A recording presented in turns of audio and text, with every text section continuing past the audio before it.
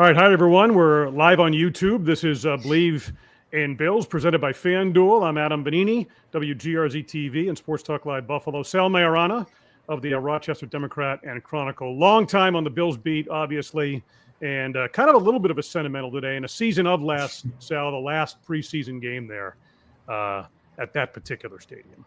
Yeah, as you know, Adam, I was here for the very first preseason game back in 1973. They opened the stadium. And here I am for the final preseason game. They ended the same way. Bills lost. So yeah, it was kind of cool that there's not a lot of people. There are some certainly who were here at that first game, and we're here today.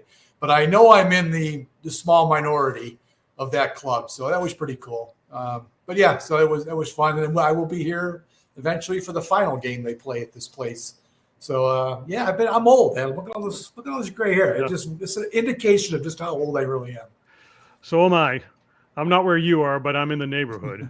Okay, so the storylines actually started today in warm-ups with James Cook actually out there on the field, but listening to Sean McDermott in the postgame really didn't get a sense there's been any kind of thaw in negotiations.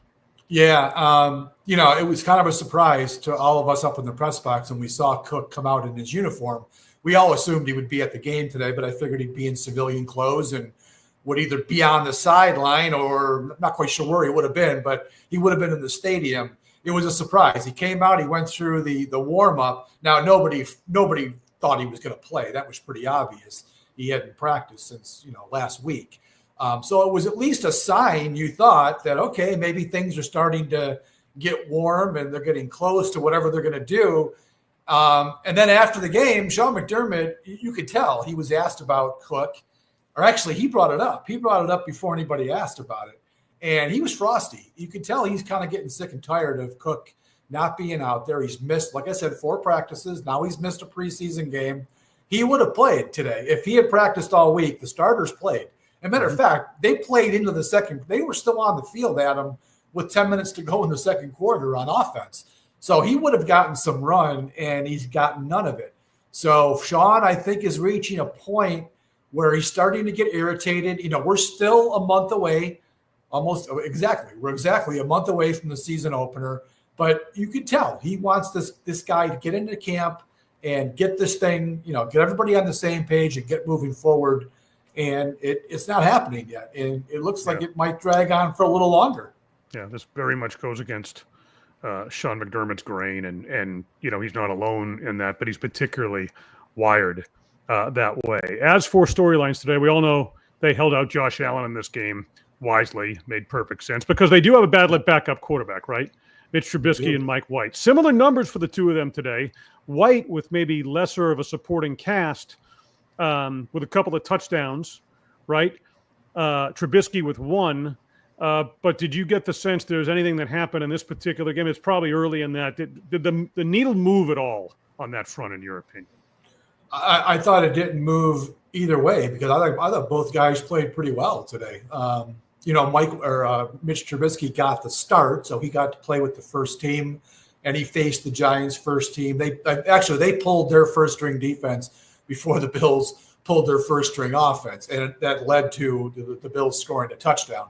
I thought both guys played pretty well. I mean, for a preseason game and no game planning, I thought they looked pretty good. I mean, Trubisky early on, I thought he made a nice play. He escaped a sack, completed a ball to Josh Palmer.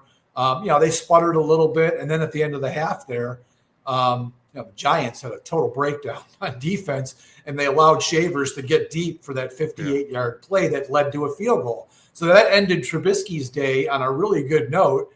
And, he was 9 of 13 for 138.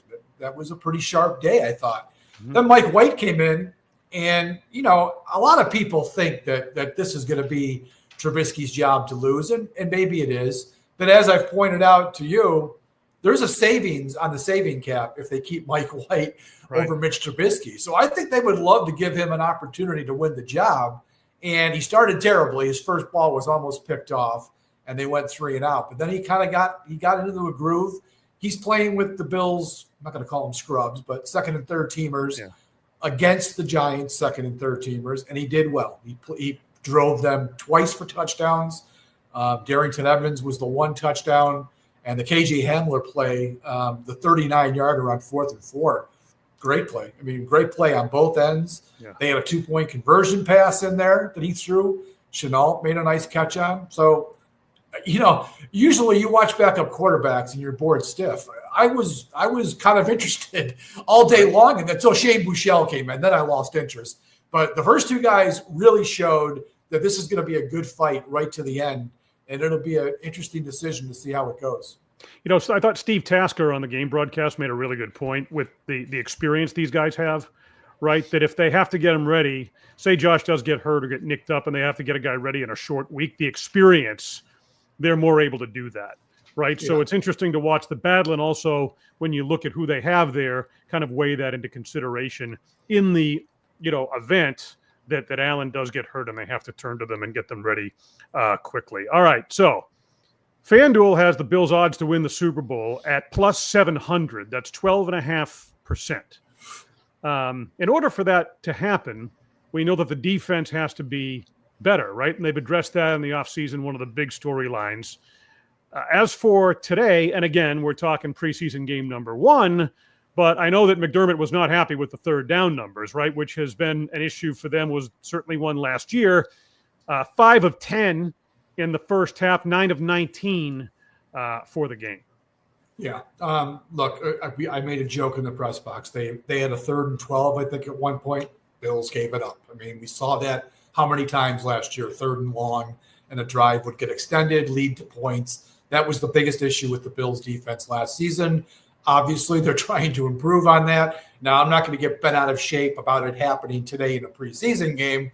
But again, there's still the same issues cropping up. The Bills have got to get better on third down. You got to hope that once the starters are in there and the season starts, they get that thing locked down. But, today, 9 of 19 is not good. They're facing a rookie quarterback for half the game, who, by the way, he looked pretty good. He looked pretty good. I mean, Jay Skursky from the Buffalo News talked to Brian Dable this week for a while. Did a story, I think, but he talked to him off the record. And Dave said that he really likes the kid. Now, they did pick him in the first round, so they better like him. But, Dave usually isn't going to say something like that. And he told Jay, he said, yeah, I like him. I don't know if he'll start right away because they've got Russell Wilson. But based on what we saw today, kid looked pretty good. So, yeah, so give him credit for doing what he did here. Pass rush, obviously significant in terms of what they've tried to address, right? The numbers don't jump off the stat sheet today, obviously, and I thought it was absent at times. Again, we're talking preseason game. I saw glimpses from Ed Oliver. Bosa, when he was in there, had a couple of good plays, affected things. And Deion Walker, obviously, with the tip pass. Yep. Michael Hoyt had a tip pass, too, that Andreessen almost caught for an interception. The ball just hit the ground. The pass rush was okay. I noticed there was one play, TJ Sanders, a rookie, who they need him to be part of the rotation. He had a good pressure, and it was with a combination blitz. Jordan Hancock, another rookie, they both got to the guy. I'm not sure if it was Dart at that point. Might have been Winston, and they almost got him for a sack. I did notice, I was watching Deion Walker. I wanted to see how he held up in the middle of the line against the run. And it looked like he was okay, but I did notice the tip pass. He's a big dude, man. Yeah. I mean, that's a 6'7", 340-pound guy. So you're going to expect a couple plays like that from him. I didn't really notice Bosa. I guess I wasn't really watching him because I didn't have to. But yeah, pass rush we know is – we've talked about this, Adam. They've got to get a better pass rush this year, and they've made moves here to improve in that area. A couple of the vets, I was impressed with Trey White early, right? I wasn't. You weren't. He looked like he was most of the time anyway in the right spot. But what did you see? What I saw, I think the first play that went his way, he missed a tackle, and the guy caught the ball. It should have been tackled right away, and Trey whiffed on the tackle, gained a few extra yards. That was always, even all-pro Trey, there was always some tackling issues with him. So I noticed that. And then Wan'Dale Robinson, shortly thereafter, beat him. It was a one-on-one coverage. It wasn't a zone. He beat him for an 11-yard gain. There was another ball downfield. I think Trey was targeted, and he had blanket coverage, and the ball was incomplete. But now you may have seen something different. That's what I noticed on those two plays. I wasn't watching him all the time, but I'm not worried about Trey White. That's the last guy, right? Well, not the last guy, but one of the last guys that I'm really concerned about at this point. He'll be fine. This was the first time out, not an issue. But, we'll see. Matt Milano showing some flash early, right? Yeah. That's good to see. Now, that's him. translated from what we've all seen in training camp, right, to what happened in the first preseason game today. Yeah. I mean, at Fisher, Adam, he looked good. I mean, he looked like a guy that is not battling any injuries right now, and that's a big knock on wood for him. We'll see if that continues. But he just looked fluid in his movements at camp. Again, they're not tackling over there, but you could tell that if they were, he would have blown up a few plays during practice. He had one I think early in the first drive of the game, he had a great play. He just blew across the line. They threw a short pass, and he just wiped the guy out. So that was really good to see. I think Milano. I know we mentioned this earlier about when they cut that last year of his contract off.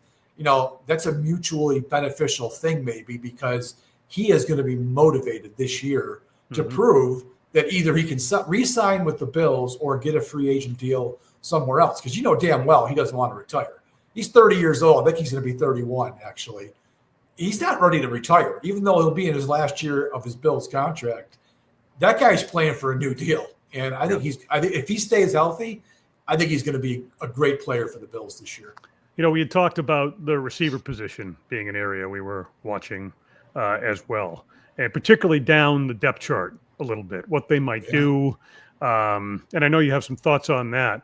But Tyrell Shavers, man, he keeps, we heard McDermott talk about it. He keeps making plays, 2 for 70 yards. You had mentioned him before. And another guy we talked about earlier in the week, Christian Wilkerson, right? Yeah. I mean, that one-handed grab on the sideline. Now, I know it was called back, but the athleticism and the talent that went into that catch, that guy's a playmaker, right? Yeah. I mean, what did you see at that position today? Adam, they've got guys that are going to get cut, that are going to get picked up by other teams. Now, they're not going to get picked up and be starters somewhere else, most likely. But these guys, they've got 53-man roster capability with some of these guys. Deon Cain's another guy that came in late. He's been showing up at camp for 2 weeks, making plays. I think Shavers, Gosnell probably caught the most passes at camp, but he's playing, against the third and fourth string defense. I think Shavers was the best receiver at camp because he had the volume. He played a lot with some guys getting injured, and he made a lot of plays. And here he is again showing up. There's no way that should have been a play the Bills made. The Giants just totally blew that. But Trubisky threw the ball perfectly. Shavers got wide open, and he made the catch. He completed the play, so that was good to see. Wilkerson's been in the league.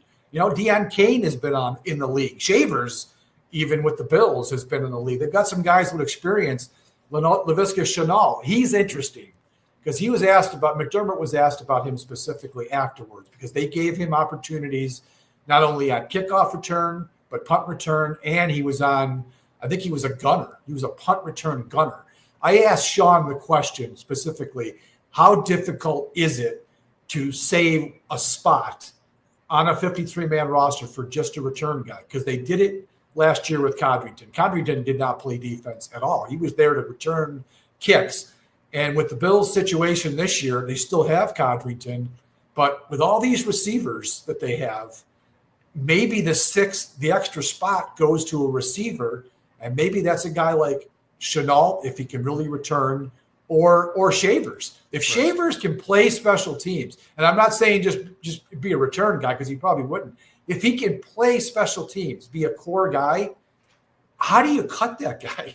I mean, really, how do you cut him and risk losing him? Because they probably would lose him this time around. I think he's worth keeping. We'll see. Now, what also could happen, Adam, is Curtis Samuel has been nowhere. So they might just decide to say, you know what, early in the year, just start the year on IR because they can't cut him. It's like a $12 million cap. They're too expensive. They can't do that. So maybe they just say, you know what, Curtis, we're going to have you just start on IR since you haven't done anything anyways. And here's Shavers. We'll get him in and see how that goes. Maybe that's how they keep him. But that's going to be a really interesting decision come whatever 3 weeks from now, whenever that happens. All right. Lastly, to wrap it up here, what did you think of the Ray Davis kicking cameo? Yeah, he made it. That was good. Sean went into detail on that too. He remembers when they played the Eagles a couple of years ago, their kicker got hurt. I think it was the Eagles. Their kicker got hurt in pregame warmup, and they were screwed the rest of the day. They had to use their punter to do the kickoffs. I forget how I'm not even sure they kicked extra points. I forget. Do you remember the game? Because I think it was the Eagles that lost their kicker in the pregame warm. Maybe it was. Oh, you know what it was? I think it was a Panthers game. I think it might have been against the Panthers. They lost their kicker, and they had to go for 2 points when they scored, and then the kickoffs were handled by the punter. So he made the point that, look, Tyler Bass is dealing with this kind of goofy injury, pelvic injury. I'm not quite sure what exactly he did. And if it's going to be a lingering problem, and if he were to get hurt during a game, what do? Brad Robbins cannot kick extra points and field goals, and I'm not even sure he's kicked off in his NFL career. So they're giving Ray Davis the opportunity. He's had a couple in practice, and then he got the chance today. Now, Sean did say this is it. It's the last one he's going to give him. He doesn't want to risk him, pulling a hamstring, he said, trying to do a kick. But at least they got a look at him, and if something strange or crazy were to happen, right, they can rely on him to at least give it a shot. I'm not sure he's going to make it from 45 yards, but if they've got a chip shot field goal, they could do it. So I did enjoy the pit stop reference with changing the shoes and all that stuff. And everything. That was I guess they do wear a special. They do. Yeah. They wear a special kicking shoes. You can't just go out there with your running back cleats, I guess, and pop one through. All right, that's going to do it. 34-25, Giants over the Bills in the first preseason game. On the road at Chicago next weekend with a joint practice with the Bears thrown in ahead of that. So thanks for being with us here live on YouTube. This is Believe in Bills, presented by FanDuel. I am Adam Benigni with WGRZ TV, Sports Talk by Buffalo, Sal Maiorana as well of the Rochester Democrat and Chronicle. Thanks for being with us here on Believe in Bills.